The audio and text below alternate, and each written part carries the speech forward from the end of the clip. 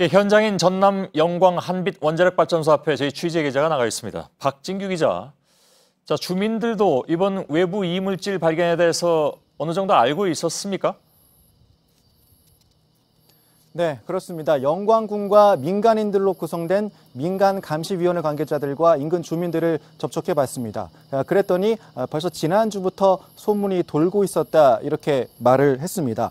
그런데 한빛 원자력 발전소 측에서 자세한 정보를 제공하지 않다 보니까 소문이 더욱 무성해지고 불안감을 더욱 키웠다 이런 입장입니다. 감시위원회 관계자는 어차피 이물질이 발생한 이 증기 발생기를 통째로 교체하려고 했으니 조용히 넘어가려고 한 것이 아니냐 이렇게 말하기도 했습니다. 예.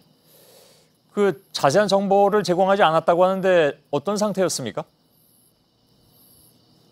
네, 저희가 확인을 해보니까요. 일부 주민들은 7월 10일 민간감시위원회 회의 때 이물질 발생 사실을 알게 됐습니다. 근데 그때 회의 문서를 보면 단순히 이물질 제거 중이라고만 쓰여 있었기 때문에 별다른 걱정을 하지 않았던 걸로 보입니다. 이제까지 이물질이 나왔다고 하면 내부 이물질, 그러니까 1에서 2mm 정도의 쇠조각 정도를 생각했을 수 있는데요. 하지만 이번에는 손톱 정도 크기의 외부 이물질, 또 특히나 이것이 어디에서 온지 모르는 금속 이물질이 나왔는데도 불구하고 정확하게 알리지 않은 셈이 됐습니다. 예.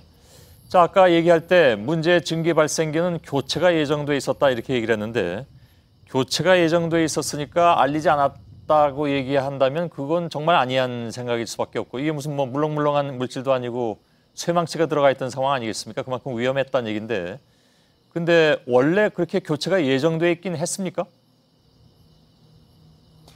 교체 예정 시기가 1년 이상 남아있던 증기 발생기였습니다. 그런데 이것을 땡겨서 지난 8일에 교체하겠다 이렇게 발표를 한 상황인데요. 이때부터 주민들은 이상 징후를 느꼈다고 말하기도 했습니다. 이때부터 소문이 돌기 시작했다는 건데요. 예. 이 물질이 외부에서 유입이 된 것이고 이것이 망치다 이런 소문까지 돌게 됐다는 겁니다. 그러면서 불안감이 더욱 커지게 된 건데 상황이 이렇게 되니까 민간감시위원회 관계자들이 이것에 대해서 확인을 요청하니까 이때서야 발전소 측에서 이물질의 크기 등을 알려줬다 이렇게 주장을 했습니다. 예. 원전에 있어서 안전 문제에 관한 전 세계적으로 지키는 것이 문제가 있으면 무조건 알린다라는 것으로 저희들은 상식적으로 알고 있는데 뭐든지 지금 감추려고 하는 그런 상황이 되니까 더 불안할 수밖에 없는 그런 상황인 것 같고 지금 얘기한 교체 시기도 좀 석연치 않은 것이 틀림이 없습니다. 지금 얘기한 대로라면. 결국 발전소 측의 대응이 더욱 불안감을 가중시킨 측면이 있다는 얘기잖아요. 발전소 측의 해명은 어떻게 나오고 있습니까? 네, 발전소 측은 이 이물질이 발생한 이후 이 기간 동안 미국 업체를 통해서 수십억 원을 들여서 이물질을 제거하려고 시도했지만 실패를 했고 결국 이 증기 발생기를 통째로 교체하는 쪽으로 결정했다 이렇게 밝혔습니다. 그러면서 이 과정들을 실시간으로 알리지 못한 사정이 있다. 그런 측면이 있다. 어려운 측면이 있다. 이렇게 말을 하기도 했는데요. 발전소 측은 다음 주에 민간인 감시위원회를 상대로 설명회를 하겠다. 이렇게 밝혔습니다. 예.